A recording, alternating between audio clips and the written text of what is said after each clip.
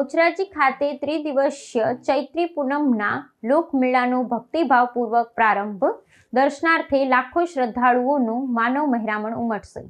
મહેસાણા જિલ્લાના સુપ્રસિદ્ધ યાત્રાધામ બહુચરાજી ખાતે જિલ્લા કલેક્ટર એસ.કે. પ્રજાપતિના હસ્તે દીપ પ્રાગટ્ય દ્વારા ત્રિદિવસીય ચૈત્રી પૂનમના ઐતિહાસિક લોકમેળાનો મંગલ પ્રારંભ કરવામાં આવ્યો છે.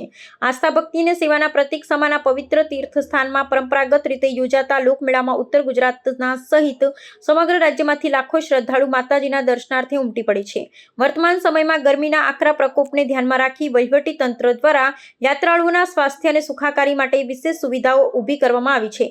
જિલ્લા કલેક્ટરની માહિતી મુજબ મંદિર પરિસરમાં ભક્તોને ગરમીથી રાહત આપવા માટે છાયડાની વ્યવસ્થા, પગપાળા ચાલવા માટે ગાલીચા તેમજ શીતળ જળના ફુવારા ગોઠવવામાં આવ્યા છે.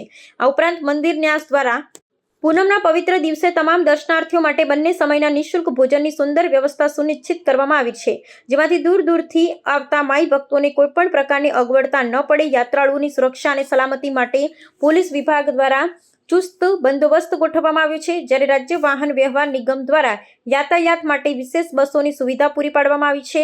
નાગરિકોની આરોગ્ય વિષયક જરૂરિયાતોને પહોંચી વળવા માટે તંત્ર દ્વારા તબીબી શિબિરો અને નિરંતર ફરતા દવાખાના કાર્યરત કરાયા છે. આગામી 1 એપ્રિલના રોજ રાત્રિના સમયે ભવ્ય સાંસ્કૃતિક કાર્યક્રમનું પણ આયોજન કરવામાં આવ્યું છે, જે દર્શનાર્થે આવતા અનેક પગપાળા સંઘો અને શ્રદ્ધાળુઓના ઉત્સાહમાં વધુ અભિવૃદ્ધિ કરશે.